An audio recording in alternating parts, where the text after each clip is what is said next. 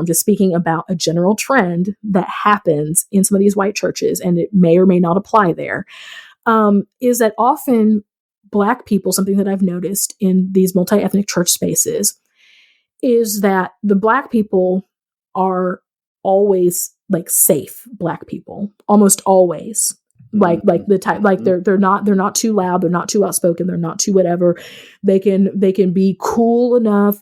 They can have enough Blackness about them to be cool, but not enough to be threatening. And categorically, I often see where it's Black men married to white women that are in leadership. And something that I think throws people, and we can park there for a moment if you want to, but something I think that throws people off about me, because I am married to a white man. I am not that type of Negro that is just gonna, and I know there's Black men that's not like this either, but I'm not that type of Negro that is going to be that just because I'm somehow adjacent to whiteness, that like I'm gonna somehow like stand for whiteness and like ride hard for whiteness and make sure that white people are comfortable and all that type of stuff. Like that's not where I'm at. That's not who I am as a person. And so like often, white supremacy will paint Black people to be hostile, to be militant, to be radical. And so they want the Black people who aren't like that. And so there's something that I think people find disarming about a couple that one of the spouses is Black, but the other isn't. And I think that there's a safety that white people find in that. And so I think that I throw some people off because I'm not that, because you know what? I love my husband. We've been together since we were 16, 17 years old. I love him. But at the end of the day, I also love myself way too much to allow him. I love myself way too much to allow him to be complicit in my oppression. Like, I'm just not okay. Like, I'm not okay with that. And I love myself way too much to allow him to allow other people to sin against me. And so, like, I'm gonna say that again. Like, I love it. For me, like, it's the adjacency to whiteness or whatever. It really doesn't matter to me, because like, I'm not gonna, at the end of the day, I think I'll say it this way. I think that some white people think that if Black people have to choose between Black people and their spouse and their white spouse, they're going to choose their white spouse. Because if it's your spouse, that's the most intimate relationship or whatever. And I just feel like that's a false choice. And I feel like that white supremacy plays on that. Like white supremacy preys and plays on what they perceive to be a vulnerability. Because they're like, okay, well, whenever it comes down, they're going to choose their spouse. And I'm just sitting here like, no, like that's actually not the case for me. I love my husband, but like, I'm not going to choose whiteness over my freedom ever. And he knows that.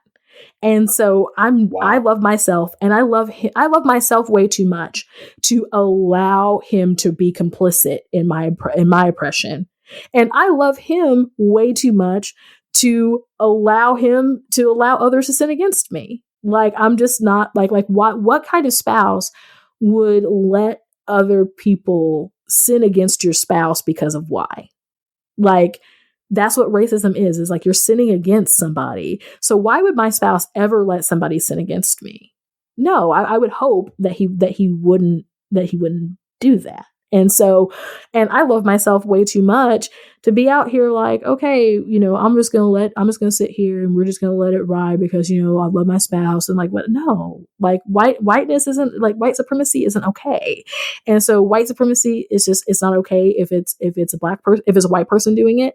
And white supremacy isn't okay if white supremacy is in blackface. And I'm here to be against white supremacy. And so if that means that, and thankfully my spouse, like he rides, he's ride or die on it. So I don't ever have to worry about him.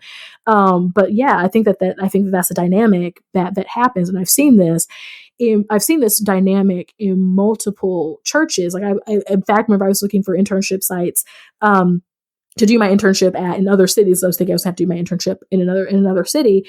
I was looking at churches that maybe had Black people or whatever on staff at like some places, because there was educational requirements. Not saying that Black churches didn't have that, but those credentials, and I did look at some Black churches, but those credentials are often more accessible and stuff with white churches, like knowing like, oh, okay, this person has MDiv from here and there. So just doing internet searches, it was a lot easier to be able to find that type of stuff.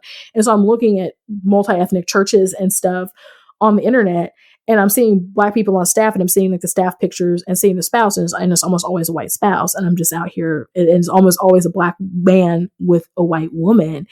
And I'm just like, that I see that dynamic. I've seen that dynamic in other places where I've been involved.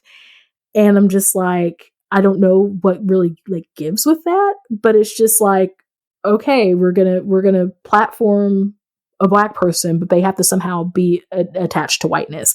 And biracial people also get the same exploitation. Like they think that they're, and it's just, it's ridiculous. Yeah. And I'm glad you're speaking to this, because I think it does make me sad, because I sense that there is a level in that of deploying those Black people as tools to make other Black people feel comfortable. And so I always wonder and question the agency of how churches utilize those types of interracial marriages and relationships. And I mean, that's such a complex discussion that deserves its own time and its own podcast. But it's common, right? And it's common as something that we see a lot. And how that's done also, we should be also aware and sensitive to the reality of white supremacy, even in the way churches choose and even in the way churches present. And so you're talking about this public presentation of Blackness, whether it's in interracial marriages, or also just in general using certain phrases in Black culture.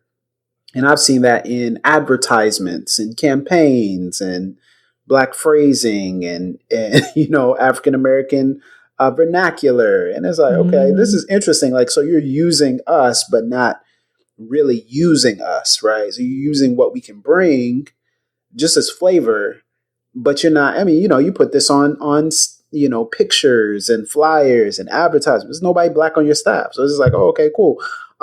So you're just sitting back like, oh, this is interesting.